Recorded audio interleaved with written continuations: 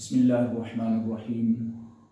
عزیز طلباء، آج اقتباسات کی تشریح کے بارے میں پڑھیں گے۔ اقتباسات یا عبارات کی تشریح امتحانی پرچے میں سوال نمبر 2 ہوتا ہے۔ یہ سوال ایسے ہوتا ہے کہ سیاق و سباق کے حوالے سے کسی ایک اقتباس یا عبارت کی تشریح کیجیے، سبق کا عنوان اور مصنف کا نام بھی لکھیے۔ تو سب سے پہلے سوال نمبر لکھیں گے، اس کے بعد 2 اجزاء پر مشتمل یعنی الف اور بے جز دونوں پہ مشتمل یہ سوال ہوتا ہے۔ دونوں میں سے کسی ایک جز کی تشریح کرنی ہوتی ہے۔ آپ پہلے دونوں اقتباسات کو غور سے پڑھیں اور جو عبارت اور اقتباس آپ کو اچھی طرح ازبر ہے، آپ اس کی تشریح صحیح انداز سے کر سکتے ہیں، آپ اسی اقتباس کو تشریح کے لیے منتخب کریں۔ تو اقتباسات کو غور سے پڑھیں، اس کے بعد عبارت کی تشریح۔ سب سے پہلے حوالہ متن تحریر کریں۔ حوالہ متن میں سبق کا عنوان جو ہے، یہ اگر آپ نے تمام اسباق کو غور سے پڑھا ہوگا تو آپ کے ذہن میں فوراً اس کا عنوان آئے گا، اور عنوان صحیح لکھیں۔ جو کتاب میں درج ہے اس میں کسی قسم کی کوئی غلطی نہ کریں، املا کی غلطی نہ کریں، اور اسی طرح کسی اور قسم کی اس میں کوئی غلطی نہ ہو۔ اس کے بعد مصنف کا نام پورا لکھیں، ادھورا نہ لکھیں، اس میں کوئی غلطی نہ کریں، جو کتاب میں لکھا ہوا ہے اسی کو لکھیں۔ اس کے بعد ماخذ اور صنف، ان دونوں کا ایک ایک نمبر ہے، سبق کا عنوان اور مصنف کا نام۔ اس کے بعد سیاق و سباق، یہ سوال جو ہے یہ 15 نمبر کا ہوتا ہے۔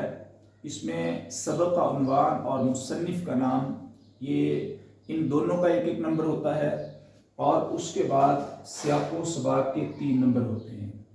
سیاق و سباق کیا ہے کہ آپ کو جو تشریح کے لیے عبارت دی گئی ہے، اس سے پہلے عبارت اور جو اس کے بعد عبارت ہے، ان کو آپس میں مربوط کرنا، ان کا ربط قائم کرنا، ان کو ملا کر جو ہے وہ پڑھنا، اور یہ دیکھنا کہ اس کے آگے کیا ہے اور اس کے پیچھے کیا ہے، اس سے پہلے کیا تھا، اس کے بعد میں کیا ہے۔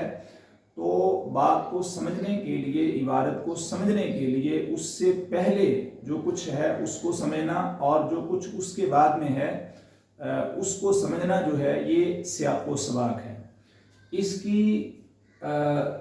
کو ایک ہی جگہ پر لکھیں، یعنی سیاق اور سباق کو اکٹھا لکھیں۔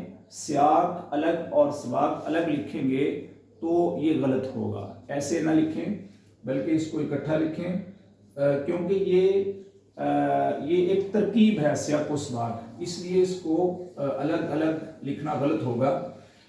اس کا طریقہ یہ ہوتا ہے کہ لکھنے کے لیے تشریح طلب عبارت سے پہلے مصنف بیان کرتے ہیں کہ اس عبارت سے پہلے جو کچھ بیان کیا گیا ہے اس کو تقریباً 4 سطور میں جو ہے وہ تحریر کر دیں، خوبصورت الفاظ میں، آسان اور عام فہم الفاظ میں اس کو بیان کر دیں۔ اس کے بعد تشریح طلب عبارت کے بعد مصنف بیان کرتے ہیں، جو اس عبارت کے بعد بیان کیا گیا ہے اس کو آپ 4 سطور میں جو ہے وہ اچھے انداز میں اس کو تحریر کریں، تو یہ آپ کا سیاق و سباق ہوگا۔ اگر یہ صحیح لکھا گیا ہو تو اس کے پورے 3 نمبر بھی مل سکتے ہیں۔ عزیز طلباء، اس کے بعد تشریح کرنی ہوتی ہے، اس کے 10 نمبر ہوتے ہیں۔ تشریح در حقیقت عبارت کی وضاحت ہے، اس کی تفسیر ہے، اس کو کھول کر بیان کرنا ہے اور اس کو تفصیلی طور پر بیان کرنا ہے۔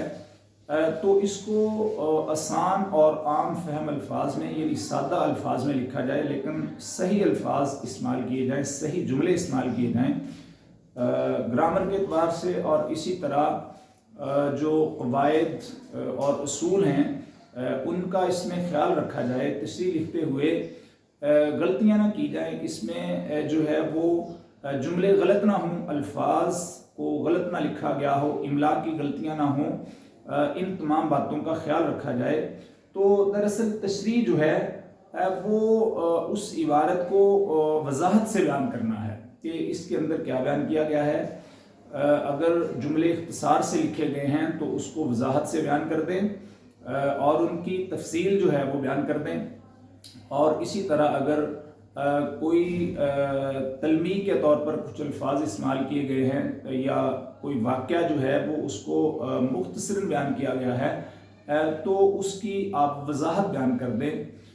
اسی طرح تشریح میں آپ قرآنی آیات اس سے ملتی جلتی جو اس عبارت کے متعلق ہوں وہ قرآنی آیات، احادیث، ضرب المثل، اور اسی طرح کسی کا کوئی قول لکھنا چاہیں تو وہ بھی آپ لکھ سکتے ہیں، لیکن وہ صحیح ہونی چاہیے۔ ان کا استعمال جو ہے یعنی ان کی تحریر جو ہے وہ غلط نہ ہو۔ ایسا نہ ہو کہ آپ آیت کو غلط لکھیں یا اس کا ترجمہ غلط لکھیں، تو غلط لکھنے کا کوئی فائدہ نہ ہوگا۔